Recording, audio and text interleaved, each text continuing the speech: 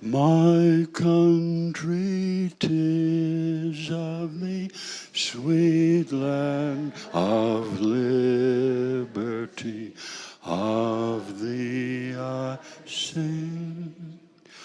Land where my fathers died, land of the Pilgrim's pride, from every mountainside, let freedom ring.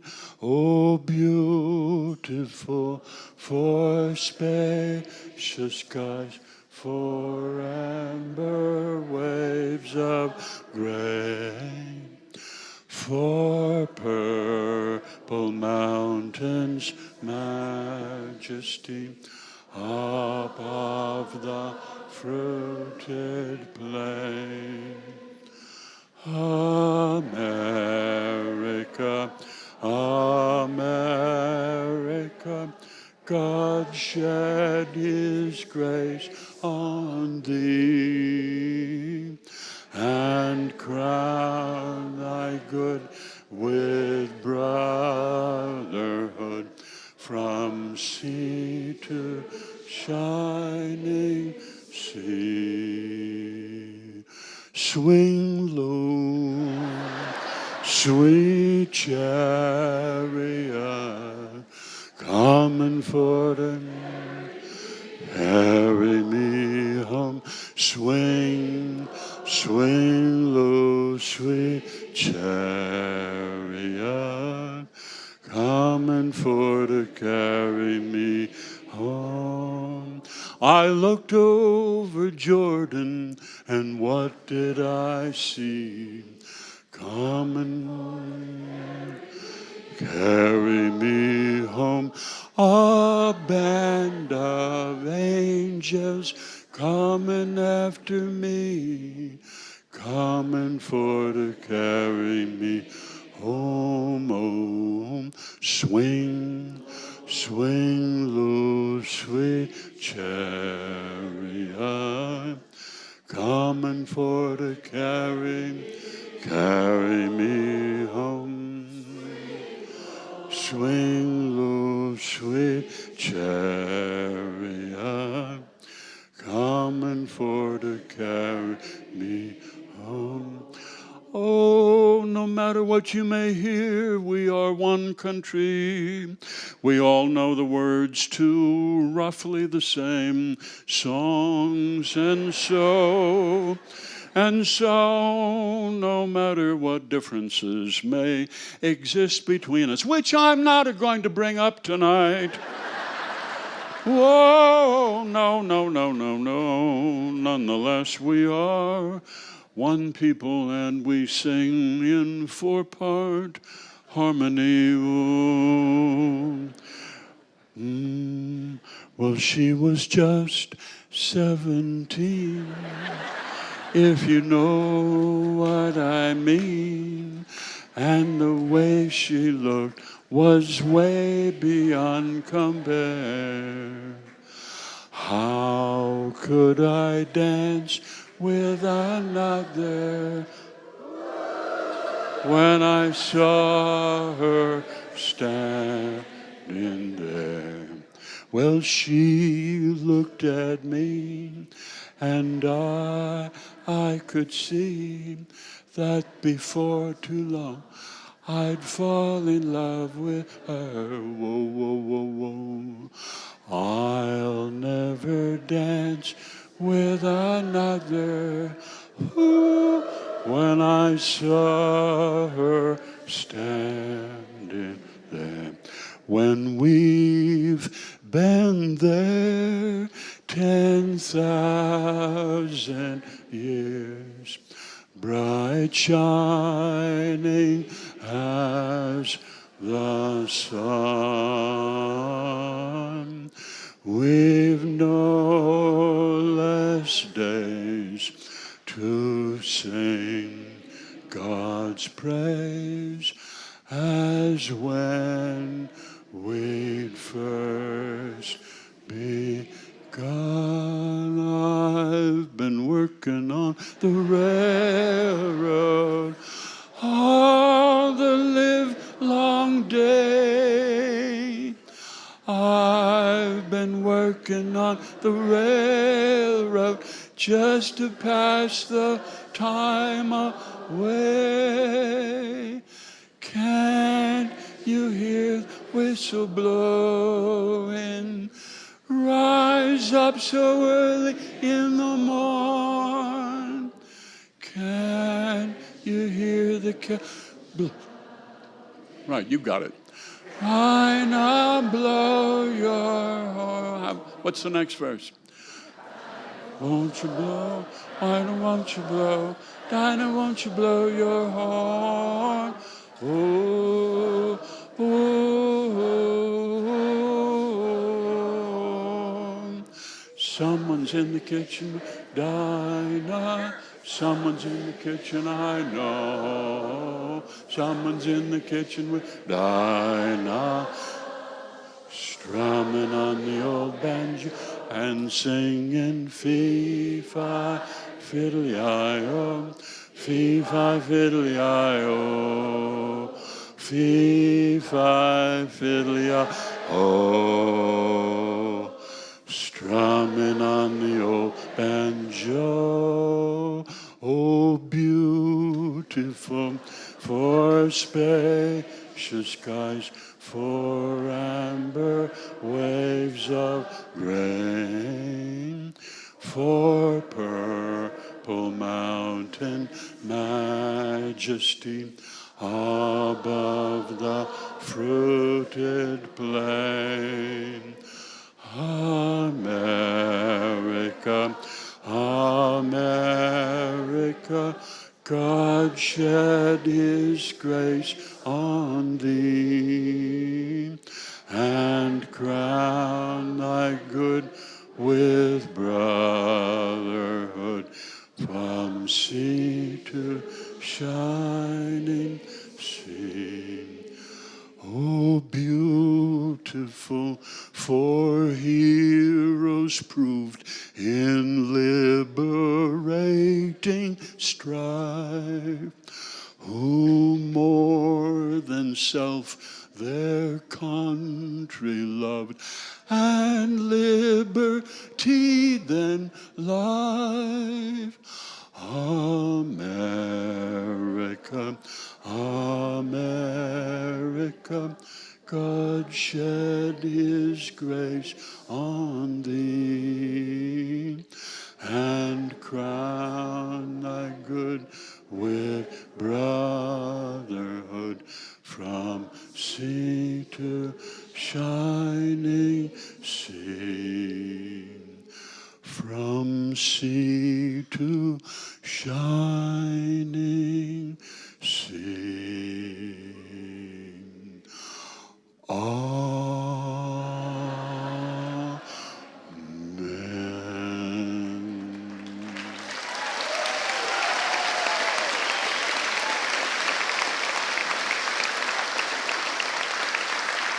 Well, I come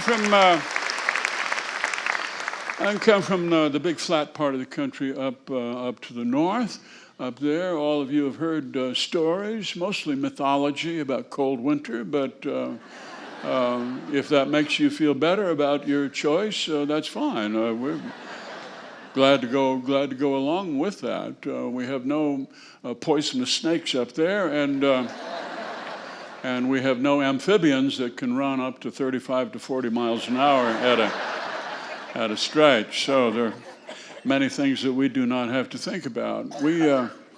I come from a little town that's out in the flat part of the country. You stand there and you can see farther than you really want to see. You can see way down the road. You can see that nobody's coming to visit you, and why should they? I mean, you don't know anything they don't know, and for some reason they don't completely trust you. If you stand on a tuna fish can, you can see beyond the horizon, and it's a frightening thing. So growing up out there, on the prairie in this magnificence that it takes you a lifetime to appreciate. We grow up with this sense of ourselves as being very insignificant, which is not a bad way to start your life. We were brought up, this was baked into us. Do not think that you are somebody. In Norwegian, du skal ikke tro at du er noe. Don't think you are any more important than anybody else. And you grow up with this powerful sense of inferiority, which becomes an engine in your butt that moves you forward. You never take anything for granted. I grew up among fundamentalist people who did not see God in nature. They didn't see God in mountainscapes or oceans or any of that. I mean, we sang How Great Thou Art, but we didn't really believe it. We saw God in the words of the King James Bible, and so we studied it verse by verse, sentence by sentence, paragraph by paragraph. And in this way, though you don't appreciate it at the time, you are imbued with a love of the English language that never, ever leaves you, your own language and the language of other people around you. I live in this house with 4 women in St. Paul, Minnesota, and I hardly get to talk at all. But words and thoughts go through my mind. You have to leave home for freedom of speech, but I live with these 4 women. The woman I'm in love with, who owns the house, and then our daughter, who is 18 and who has a lot to say, and then a niece and her 8-month-old infant daughter. And there's a baby daddy there somewhere, but he doesn't say much for good reason. He is on permanent probation. I sit at dinner time among all of these female voices, and they're talking constantly. And as I listen to their conversation, there is no handle here for me to grab onto. There's no place in this conversation between women for me to say, well, that reminds me of something. Well, that happened to me once. There's no place for that at all until about 3 weeks ago. This is still so memorable to me when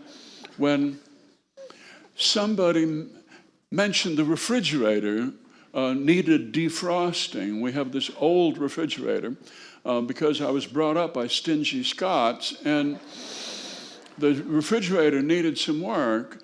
And finally, I got my edge in.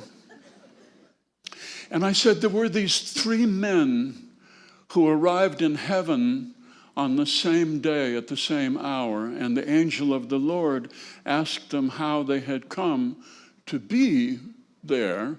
And the first one said, well, I came home from work, and I took the elevator up to the 22nd floor. I live in a condominium. And there was something amiss. I could tell the moment I turned the key in the lock.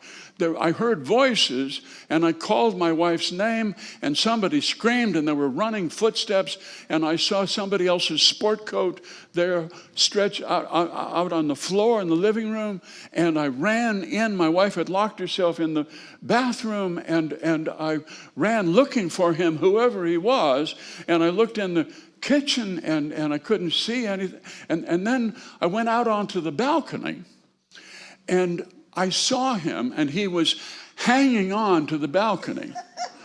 He was naked.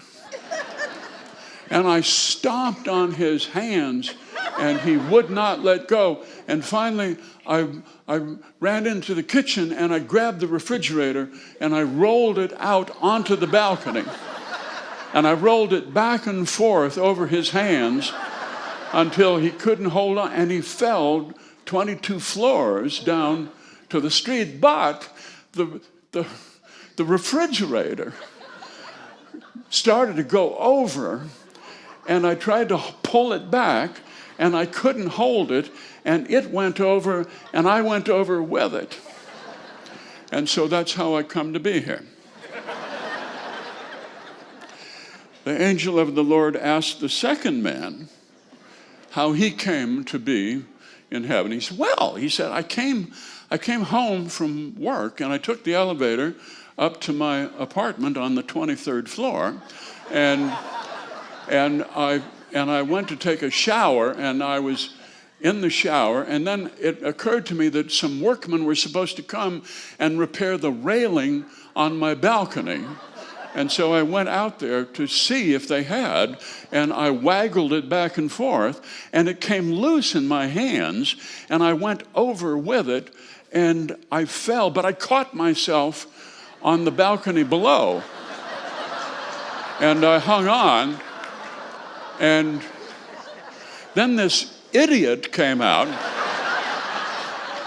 and he was stomping on me, and he ran this refrigerator over me, and I couldn't hold on any longer, and I let go, and that's how I came to be here in heaven. And the angel of the Lord asked the third man, how do you come to be here? And he said, well, I was inside this refrigerator.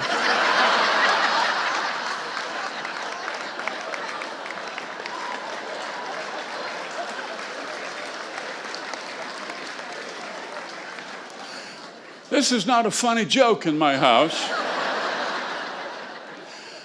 Nobody laughed except the baby daddy,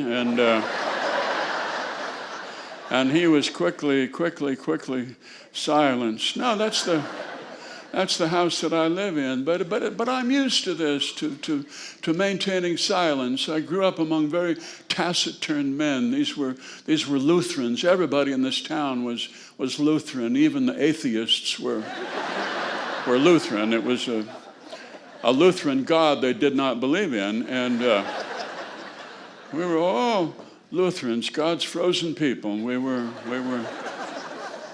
modest to a fault, and truly to a fault. You gave us a gold medal, we would have had it bronzed, so that nobody would think that we thought we were better than anybody else, which was how we were brought up. These were men who got along pretty well on a very, very small working vocabulary. Oh yeah. Ever so often. Boy, that's quite the deal there. Yeah. Boy, what were they thinking? I have no. You could get by just with a few phrases in that town. English was a second language for those people. Silence was their first language. But I grew up with these people who believed that the Lord was in that book. And so, even though you rebelled against it, you memorized your verse every Sunday, and you studied these verses, you sat through long discussions of arcane chapters in Deuteronomy and Exodus and Leviticus. Leviticus is a book that if you sit through it Sunday after Sunday, it will prepare you for graduate school. You will learn a kind of endurance, and you will learn to wait for hours and days, for something to happen that catches your interest. But from this you learn a simple, primitive love of language, not the language of intellectuals necessarily, not language that is there to obscure the truth, not that. You just Learn to love language, especially in form. Language in form, which allows you to memorize. I grew up in an age of memorization. I'm not recommending this to you. I'm simply telling you the truth, that's all. My love is like a red, red rose that's newly sprung in June. My love is like a melody that's sweetly played in tune. So fair art thou, my darling dear, so deep in love am I that I would love thee still, my dear, till all the seas run dry. The devil came to church one day in a burst of smoke and flame. He ran up and down the aisles. He said, Beelzebub is my name. I am evil incarnate, the object of all your fears. The old man said, you don't scare me at all. Been married to your sister for 33 years.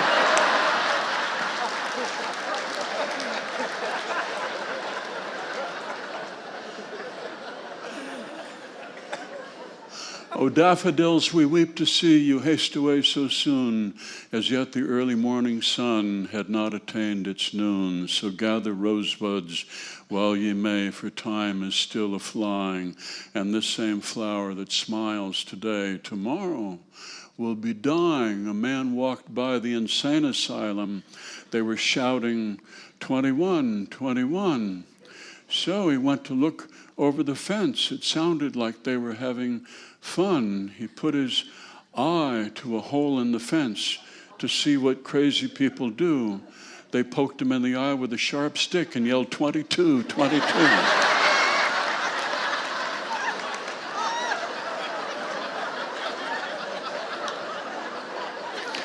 It's all just language. It's just all language. There's no great separation between these things. It's our English language. There was a time when grove and stream and every common sight had all the freshness of a dream and radiance so bright, though nothing can bring back the hour of splendor in the grass, the loveliness of summer flower. Its glory soon is past. There was a man named Scraggs, bought 24 condoms a week.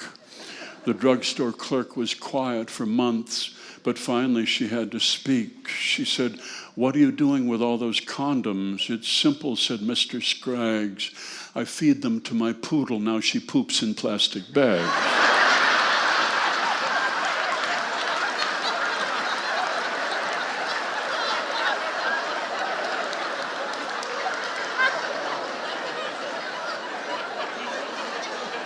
It's just all language. It's just all part of our language, one on one side, one on the other.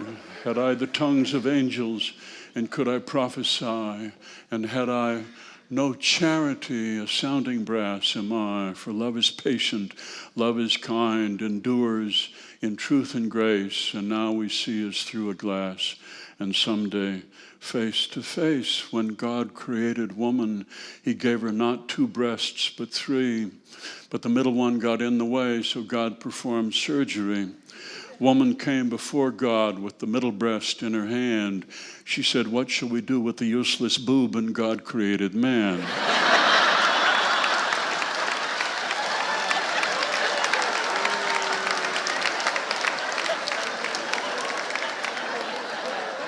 It's just a 4-line stanza. It's just a 4-line stanza. It's a classic poetic form. You grow up with these rhymes, and you remember them. You remember them forever. Ole went to the neighborhood dance, and he won the big door prize. It was a toilet brush, and he took it home. And the next week, one of the guys said, Ole, how's that toilet brush? And Ole said, thank you, neighbor. The toilet brush, it works just fine, but I prefer toilet paper.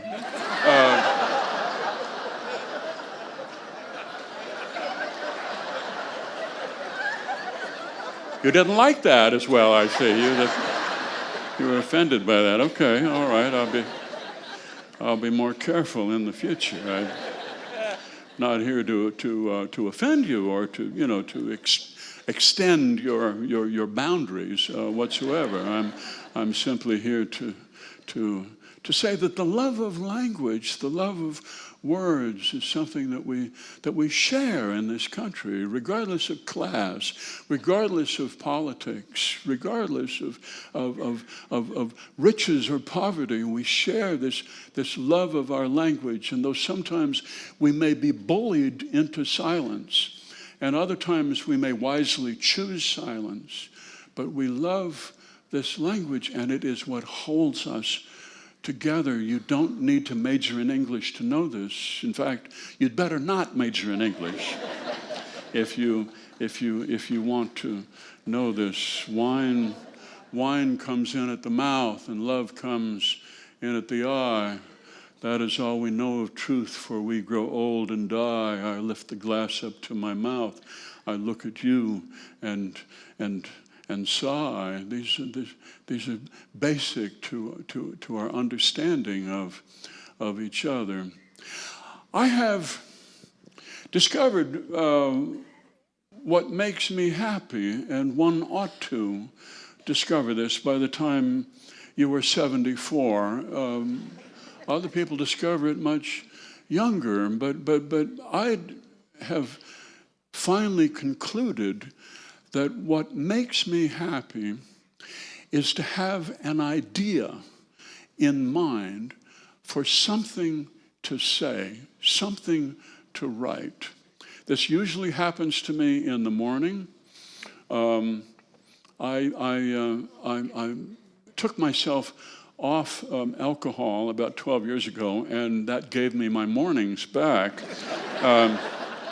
I prefer mornings to evenings. I really, truly loved gin and the feeling that you get from the first martini, but then come the second and the third, and that's where the problem lies. I had no interest whatsoever in sitting in the basement of a Unitarian church in a circle of folding chairs with other men and drinking coffee out of a styrofoam cup and talking about our fathers. None at all. And so my mantra was, the way to get something done is to do it. It's easy to stop drinking so long as you don't drink.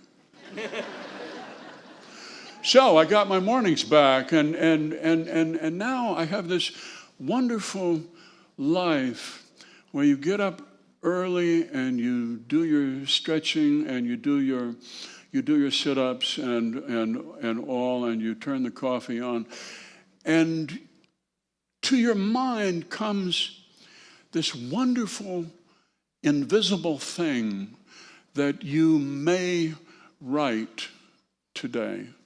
And this, to me, is happiness. Whether or not you actually do it depends on other things, but the beauty is to have this inspiration. And this is something that anybody can have. To me, this is pure delight. I tried drugs. Very briefly, I had a wisdom tooth extracted it's been about 4 years now. And I went to an oral surgeon. I had gone to dentists before. I go back to the age of painful dentistry, when the dentist was there to carry out a kind of moral justice.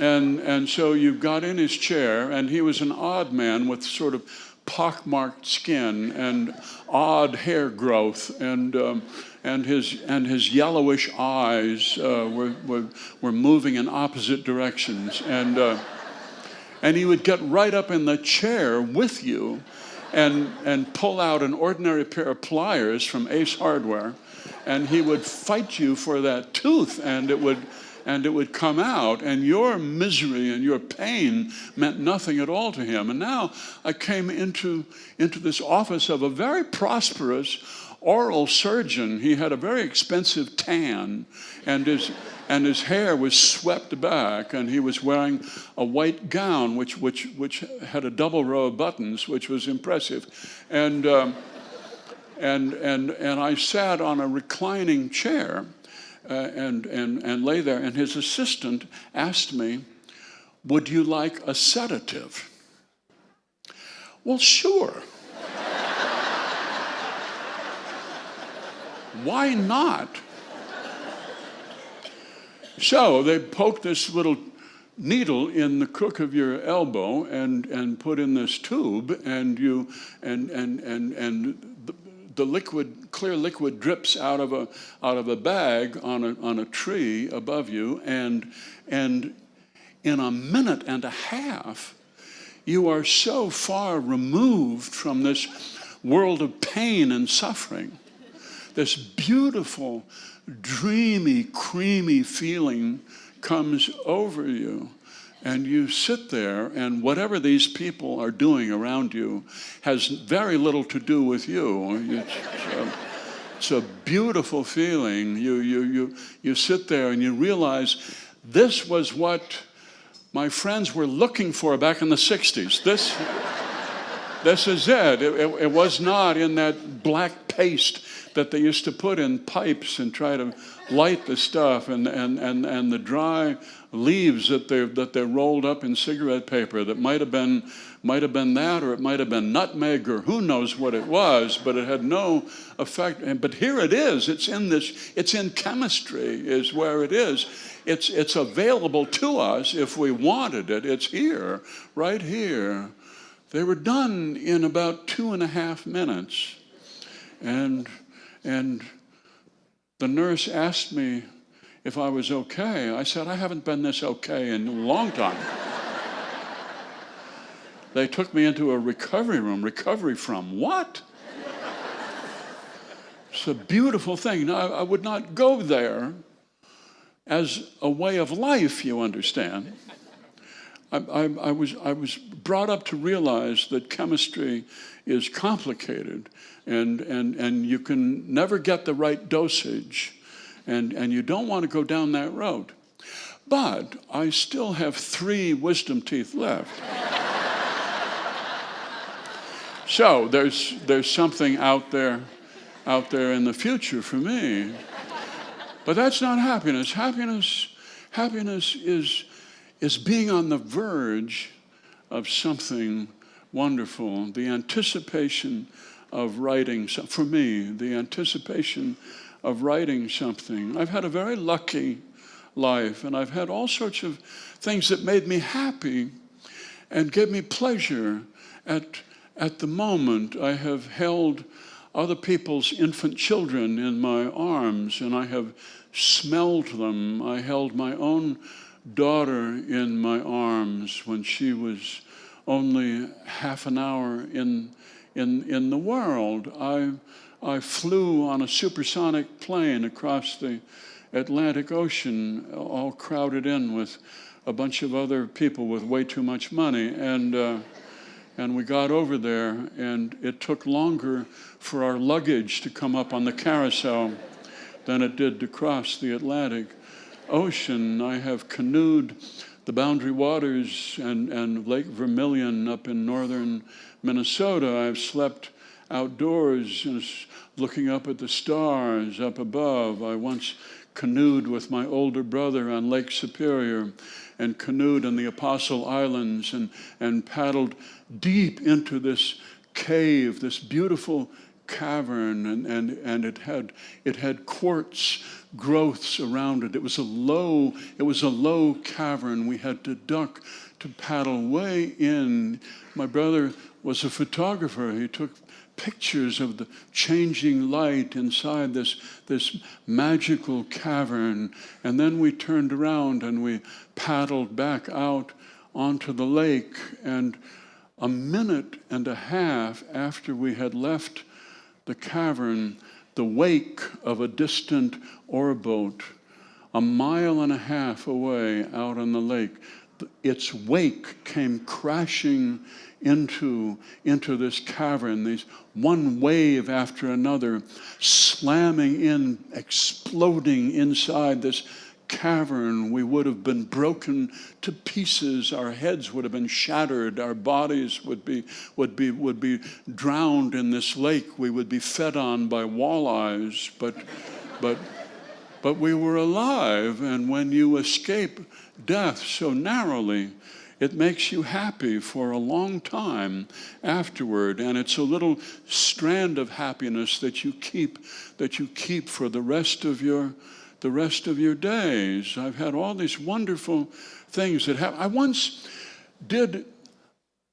shot a scene for CBS Sports in New York at a high school gymnasium that's on East 96th Street, and it was for the NCAA basketball tournament. And I was talking about playing basketball in high school, and I was dribbling a basketball, and then I had sort of planned this, but I didn't know it would work so well. As I was still facing the camera, I made a shot, a blind shot, over my right shoulder, and I hit a swisher. And the camera got the whole thing. And you could tell that it had not been spliced. It was shown on national television. I never saw it. I didn't see it. I don't worry about it. My Uncle Don saw it in Minneapolis, in southeast Minneapolis. My uncle saw it, and I finally, at the age of 45, won my uncle's wholehearted admiration. I became a star in his eyes. I've had all these wonderful things that have happened to me. I have owned a log cabin in the woods of Wisconsin and lived there happily. This old Swedish immigrant-built log cabin. I have had a wonderful life. I was once standing on the 19th floor of the offices of the New Yorker magazine on West 43rd Street and waiting to see the editor, Mr. Shawn, and my hero, John Updike, walked up and said that he liked a story of mine that had been in the magazine the week before called Zeus the Lutheran, that he admired this so much. To be complimented even briefly by your greatest hero in the world, who was taller than I, John Updike, was worth more than any prize that anybody could possibly give you. You put that in your heart and you carry that forever. I can think of so many wonderful things that have happened to me in my life. But happiness is there. It's there in the morning, the coffee cup in your hand, and you have this wonderful idea for something that you are going to do. And that is where happiness lies. You learn as a writer that nothing is ever finished, nothing is ever right. I did a radio show for 42 years, and sometimes I had to...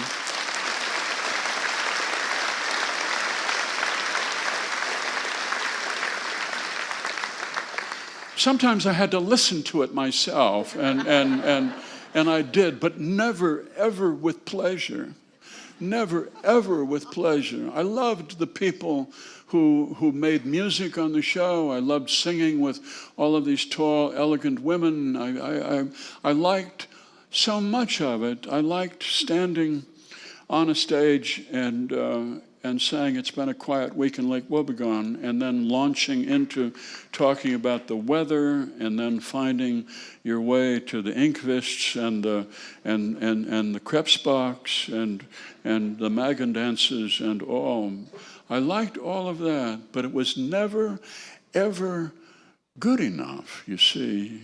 It never can be.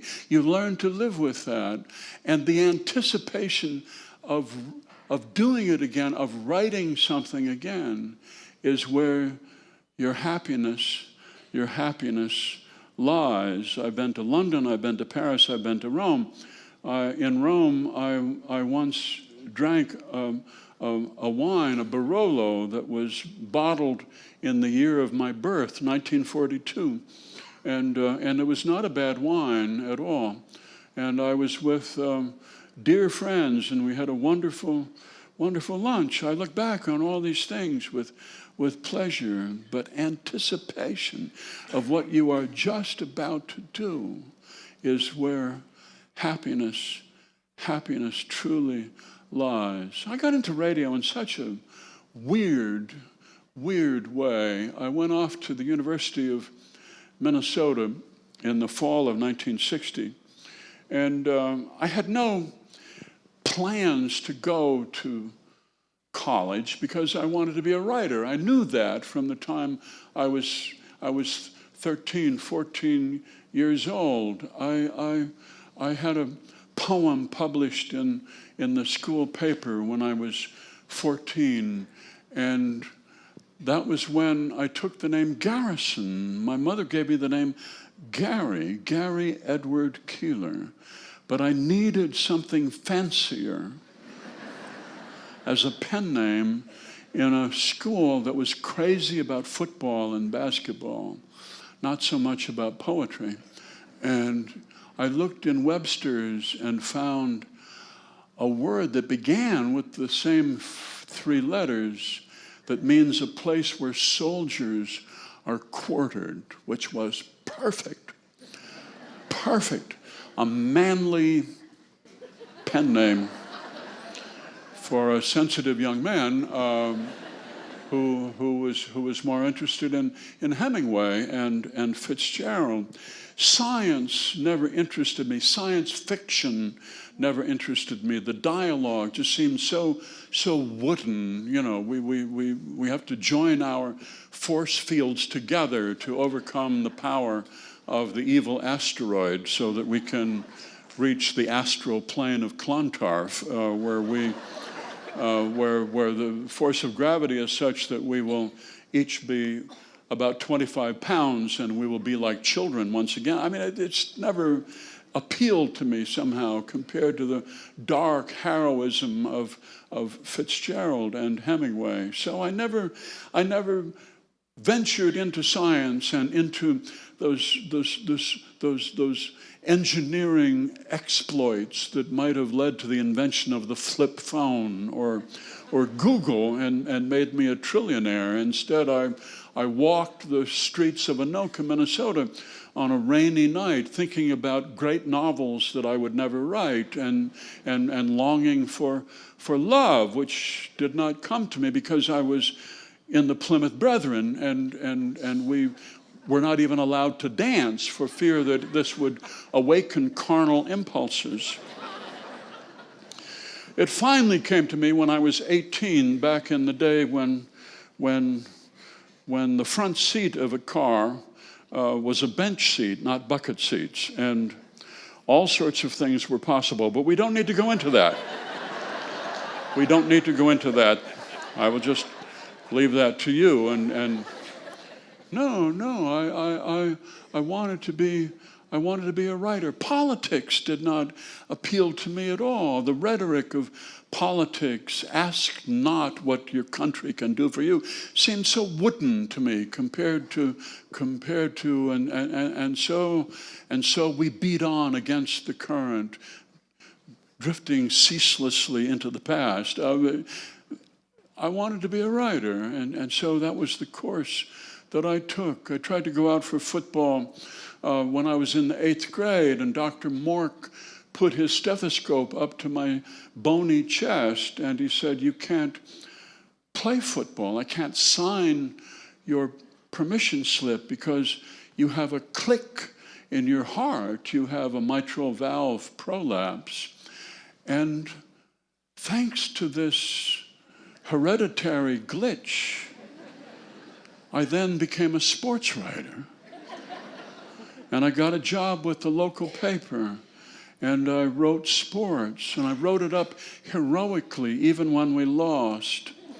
I got to sit in a press box way up high above all my friends sitting down below, turning, looking up at me, waving. I, cool journalist, pretended not to see them. I wrote long accounts of the Anoka tornadoes and their exploits on the field, and I went back to the newspaper office and I sat and typed it out on an Underwood typewriter and handed it to either Whitey or Carl, who were the two alcoholic linotype operators.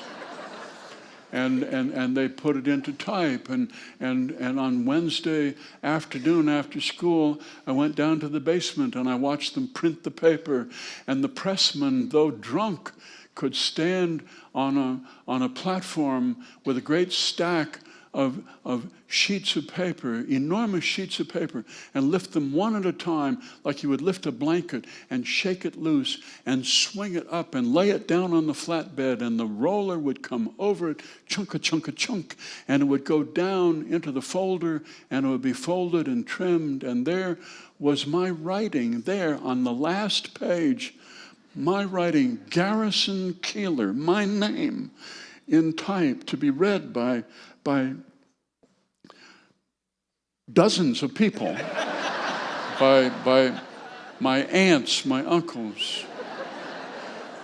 This is where your life is changed. This is where your life was changed. I went off to college. I took the bus down to Minneapolis, and on the way down to Minneapolis, late at night, as I sat in a left-hand seat about halfway back on a Greyhound bus, suddenly, as I was sitting there with the reading light on and reading Hemingway, suddenly I was thrown to my feet, and there was a burst of light at the front of the bus, and we careened down into a ditch and up into a field and rolled for a ways, and the bus driver opened the door, and I and others stepped out. There was the smell of fresh mown hay. It was late at night. Over on the highway, there was a line of headlights going way to the north and another way to the south.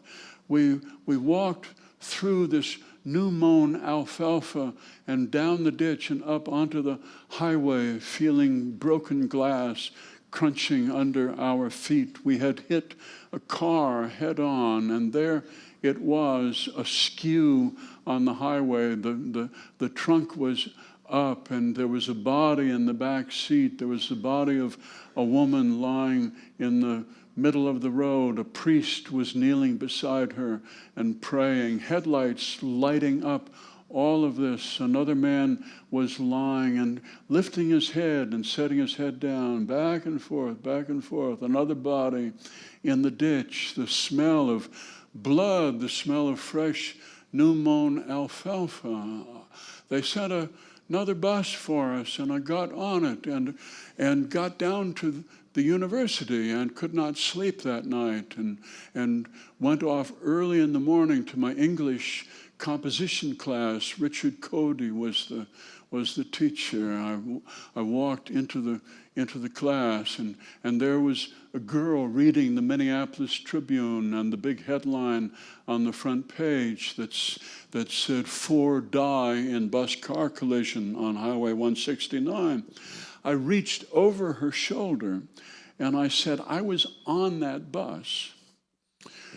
She looked at me, and either I was insane or I was telling her the truth. And she opted for the truth. Her name was Margaret Keenan. She's still a friend. She invited me to a party that night. It was a beer party, and her boyfriend worked for the student radio station, and the radio station was holding a beer party on the bank of the Mississippi River. And because I had a crush on her, because she believed me, and she felt sorry for me because I'd been in a bus that had a crash with a car, I went to this beer party, kegs of beer. It was dark, of course. It was late September. There was a fall chill in the air, and we stood around a bonfire drinking beer. And a friend of hers, a girl, said, let's go skinny dipping. I found that to be a perfect idea.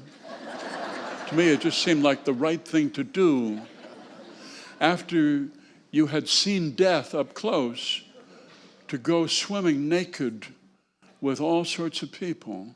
And I and 3 other boys ran down to the river, and we took off our shirts and our shoes and socks to show that we were serious. And the girls were looking at us, and they said, go ahead, we'll join you.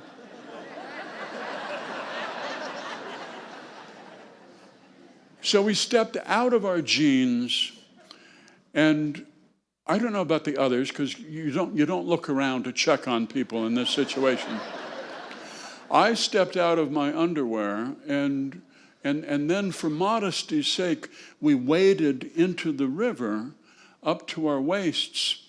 But the current close to the shore was stronger than we could imagine, and we could not stand there, and we were swept away by the current. 4 naked young men swept into the Mississippi, and under the Franklin Avenue Bridge, this magnificent bridge, and then we came close to a rocky shore, and we paddled up onto it and climbed ashore. I was the first one ashore, and I walked up this steep slope, underbrush and gravel. It was hard on your feet. It was painful. I walked up in the dark, and in the dark I was aware of men, a man here, a man there, a man there, a man there, standing around in this wooded area in the midst of a big city. I walked up through them, and one of them said, "What are you looking for?" I said, "My clothes." I kept on walking. I learned years later that this, back in the day, was a cruising area for gay men in Minneapolis. I came from a sheltered home. I had no idea what gay might mean or any of that. I made my way up to the East River Road and walked naked, quickly, swiftly, along the grass boulevard back to where the beer party was. Most of the people had left, except Margaret was still there. She was holding my clothes. She was weeping. She was afraid that I had drowned and that she had brought about my death the day after I had been in the bus crash. She was so happy to see me. Not happy enough, but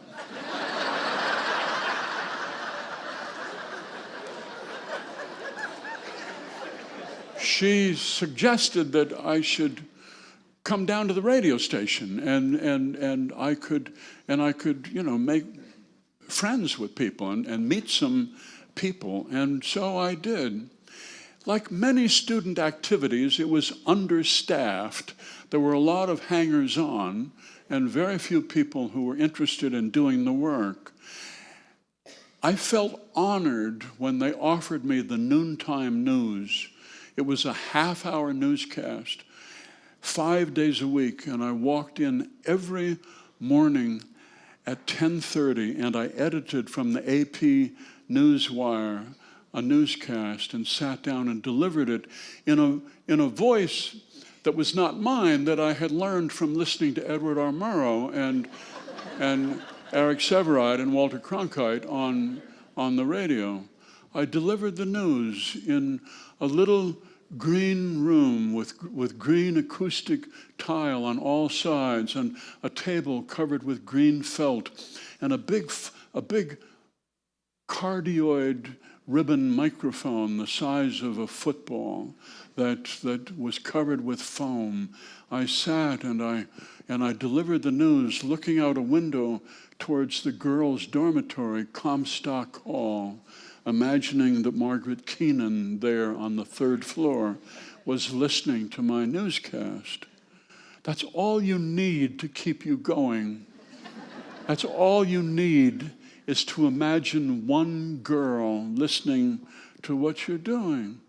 I did that from October through the middle of May, when our engineer, Harvey, a brilliant young man, having created a state-of-the-art control room and worked on it for months, then went out to do maintenance on the transmitter and discovered that whoever had done the maintenance the year before had turned it off.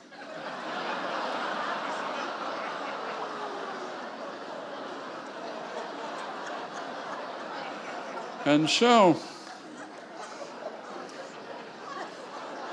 I spent 7 months reading the news to myself.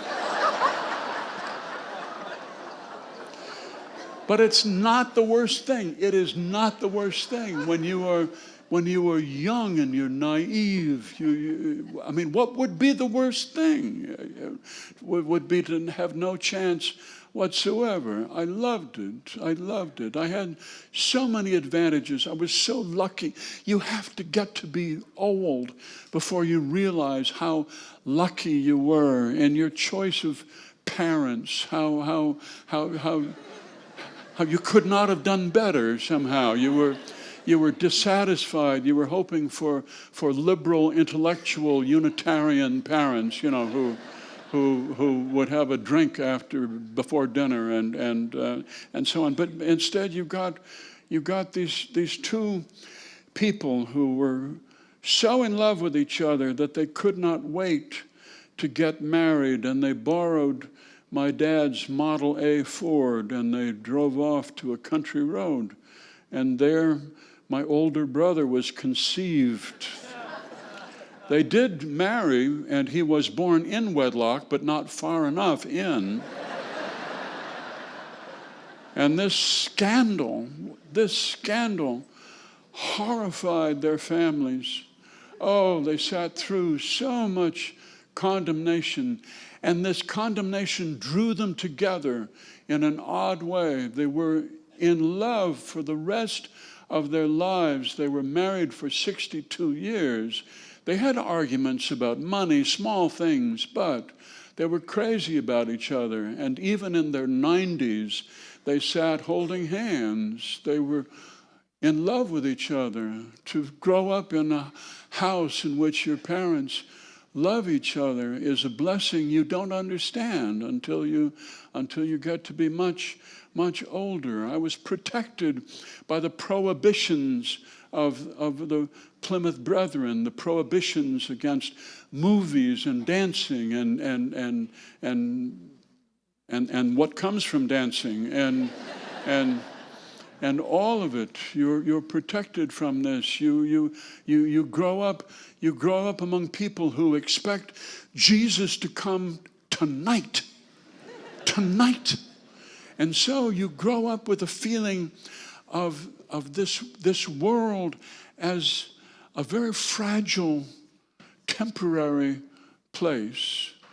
And this somehow makes you the opposite of fearful. It makes you feel fortunate. You feel in the moment. You live in the moment. They gave you this gift. You were baptized entirely in Lake Minnetonka by a preacher named John Rogers, and he took you all the way down in this moment of powerful devotion, which in your adult life you will never ever feel again.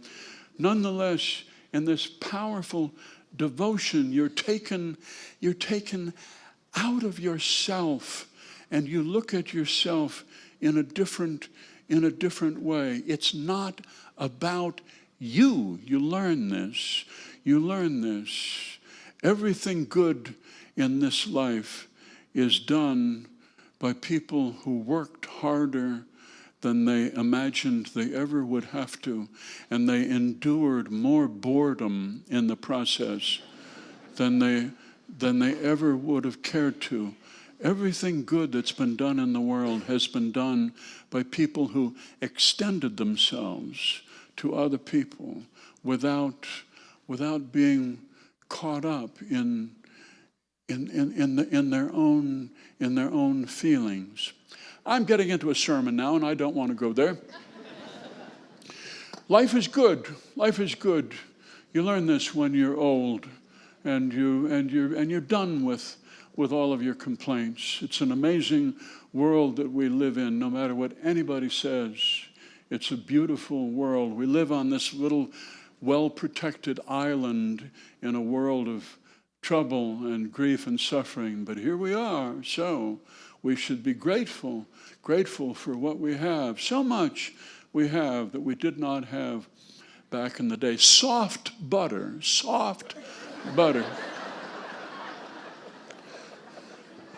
They mix it with canola oil or something. I don't know what it is, but you leave it in the fridge, but it spreads soft. We didn't always have this. We used to have hard bricks of butter, and you kept them in there lest you get streptococcal infections. And you had to scrape these shavings of butter off the top of it. And even though they were thin shavings, nonetheless, when you put it on your toast, which was Wonder Bread, there was nothing else. It was like tissue paper back in the day. Wonder Bread, you spread this butter on and it ripped it to pieces. And you felt that life was going to be like this. It was going to be one disappointment after another. All these GPS, what a beautiful thing. It was created as a part of our defense program, which many of you may have demonstrated against. Fine, good, thank you. But here is this invention which gives you this woman, I think she's Australian, and she's in your car and she gives you directions. To be given directions by somebody you are not married to. And if you don't turn left in 100 yards, or right, there's no recrimination. She just says recalculating route. If you don't get there one way, there's another way, you know?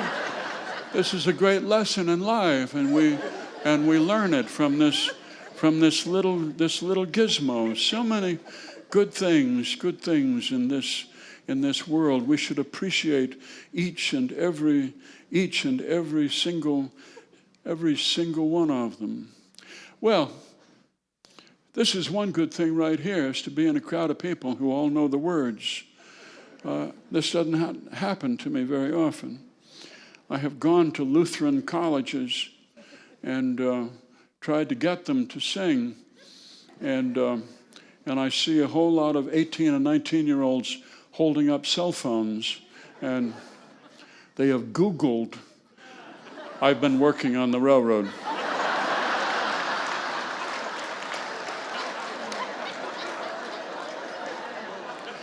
This is our fault. It's our fault. It's our grievous fault. We did not educate them as we should have. But there's something so wonderful about knowing the words.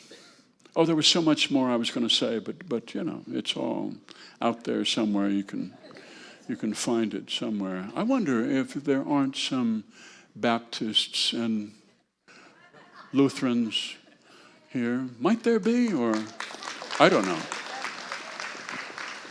One shouldn't ask and you shouldn't tell, but oh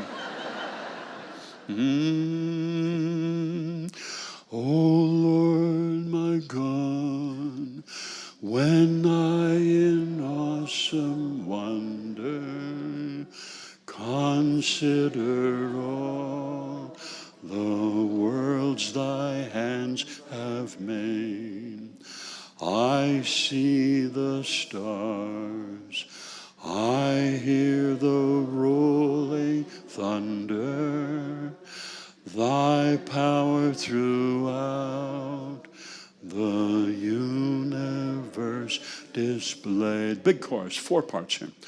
Then sings my soul, my Savior God, to thee. How great thou art, how great thou art. sings my soul, my Savior God, to thee. How great thou art, how great thou. Mine eyes have seen the glory of the coming of the Lord. He is trampling out the vintage where the grapes of wrath are stored.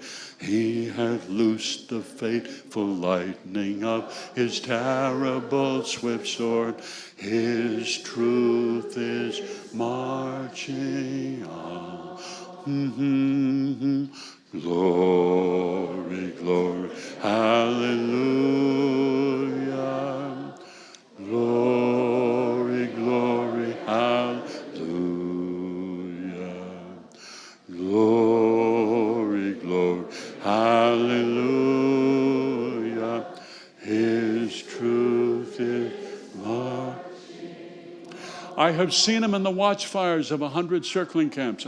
Seen him in the watchfires. They have builded him an altar. They have builded him an altar in the evening dews. I've read his righteous sentence. Read his righteous sentence by the dim and flaring lamps. Our God is marching on. Big chorus. Glory, glory, hallelujah. Glory, glory, hallelujah.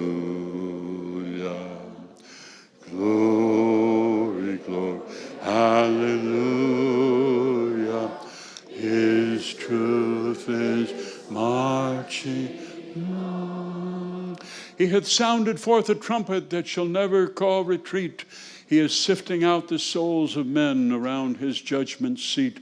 Be swift, my soul, to answer him. Be jubilant, my feet. Our God is marching. He hath sounded forth the trumpet that shall never call retreat. He is sifting out the hearts of men around his judgment seat. Oh, be swift, my soul, to answer him. Be jubilant, my feet. Our God is marching. Let's sing the last verse. You know them.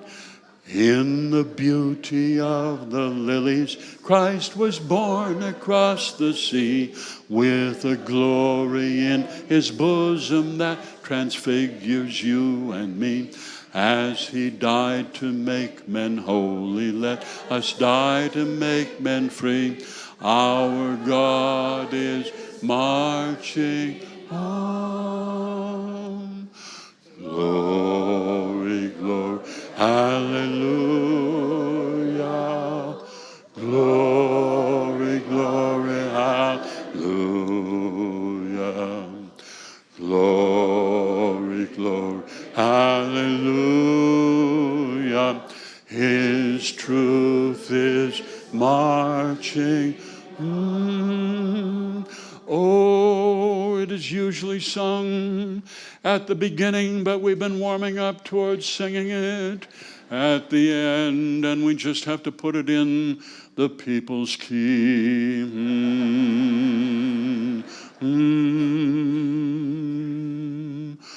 Oh, say, can you see by the dawn's early light what so proudly and the twilight's last gleaming, whose flushed stripes and bright stars through the perilous fight o'er the ramparts we watched were so gallant.